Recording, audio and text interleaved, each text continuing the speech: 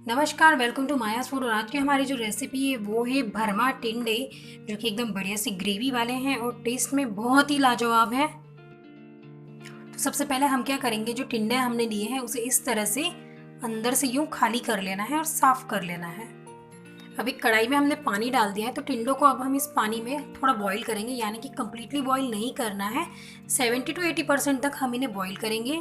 इस तरह से यूँ सारे टिंडे डाल के थोड़ा कवर कर लेंगे तो जल्दी से ये स्टीम हो जाएंगे और सॉफ्ट हो जाएंगे। तो देखिए टिंडे हमारे 70 to 80% तक कुक हो चुके हैं। अब हम इसे ऑफ कर लें। अब एक पैन में हम एक छोटी कटोरी जितना मूंगफली दाना को रोस्ट करेंगे। अब मूंगफली को निकाल लेते हैं। अब एक छोटी कटोरी जितना ही हमने यहाँ पे ड्राई कोकोनट है, इनके स्लाइसेस कर लिए हैं, इन्हें भी हम हल्का हल्का सा रोस्ट कर लेते हैं।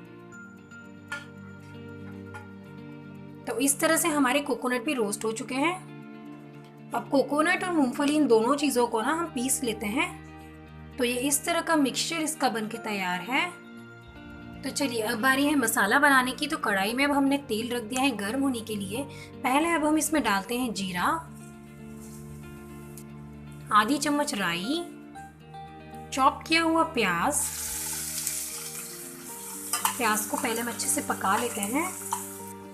तो देखिए प्याज हमारी जो है वो काफ़ी अच्छे तरह से यहाँ पे भून चुकी है। अब हम इसमें डालेंगे कटे हुए टमाटर। एक बड़ा टमाटर मैंने यहाँ पे इसमें लिया है। अब टमाटर को डालने के बाद इसे भी हम अच्छी तरह से मिक्स कर देते हैं। और अब इसमें डाल देते हैं अदरक लहसुन वाली पेस्ट, जो कि मैंने थोड़ी ज़्यादा क्वांटिटी में ली है। तो अब इसे भी हम मिक्स कर लेते हैं। अब इन सभी चीज़ों को जब हमने मिक्स कर लिया है तो इसमें अब हम थोड़ा सा नमक डाल दें और फिर इसके बाद हमें इसे कवर कर लेना है, जिससे ये काफ़ी अच्छी तरह से पक जाएंगे। देखिए इस तरह से कवर करते हुए जब हम पकाते हैं ना तो रिज़ल्ट देखिए कितना बढ़िया आता है। अब इसमें हम डाल देते हैं 1 चम्मच धनिया पाउडर और 1 चम्मच मिर्च पाउडर, थोड़ी हल्दी। इन सभी चीज़ों को भी हम मिक्स कर लेते हैं। फ्लेम हमें बिल्कुल मीडियम रखना है यहाँ पे, ना लो रखेंगे ना हाई रखेंगे। ये देखिए मसाला हमारा एकदम परफेक्टली यहाँ पे ना एकदम गल चुका है, बहुत अच्छी तरह से पक चुका है। और इस सारी प्रोसेस में मुझे लगभग 3 से 3.5 मिनट का समय ही लगा है। बिल्कुल यहाँ पे ज़्यादा टाइम नहीं लगता है इस तरह से मसाले को पकाने में। अब इस मसाले में मैं ऐड करूँगी नारियल और मूंगफली की जो हमने जो बनाया था यहाँ पे पेस्ट नहीं है एक्चुअली, पाउडर। तो वो हम यहाँ पे इसमें डाल देते हैं और मिक्स कर लेते हैं।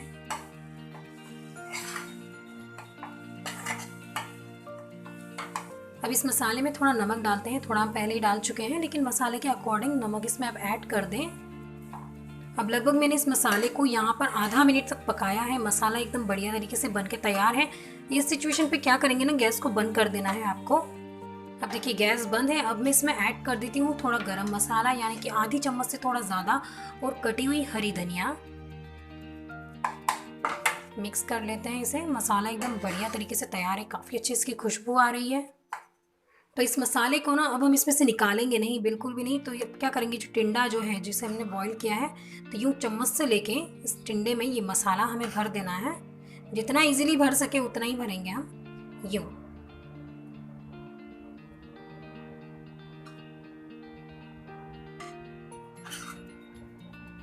इस तरह से सारे टिंडे में मसाला भर के एक प्लेट में आप यूँ रख दीजिए साइड में। ये देखिए सारे टिंडे हमने इस तरह से भर दिए हैं। इसके बावजूद भी हमारा इतना मसाला बाकी है।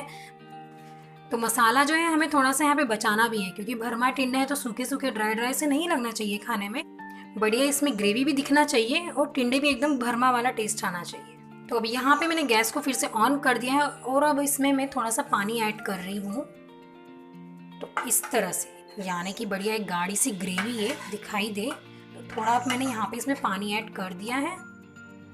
उबाल आना शुरू हो चुका है ग्रेवी में। अब इन टिंडों को हम इस तरह से रख देते हैं, जिससे कि एकदम बढ़िया तरीके से ग्रेवी में पक जाए। ये देखिए बने नहीं हैं अभी हमारे टिंडे, लेकिन फिर भी काफ़ी सुंदर लग रहे हैं। अब हम इसे कवर करेंगे, मीडियम फ्लेम पर भी इसे पकाना है। तो 3 से 4 मिनट हमें यहाँ पे पकाते हुए हो चुके हैं। टिंडे हमारे काफ़ी अच्छे तरह से पक चुके हैं। रेसिपी हमारी बनके तैयार है। पसंद आती है तो लाइक कीजिए, चैनल को सब्सक्राइब कीजिए, और ये वीडियो आपने देखा उसके लिए थैंक यू।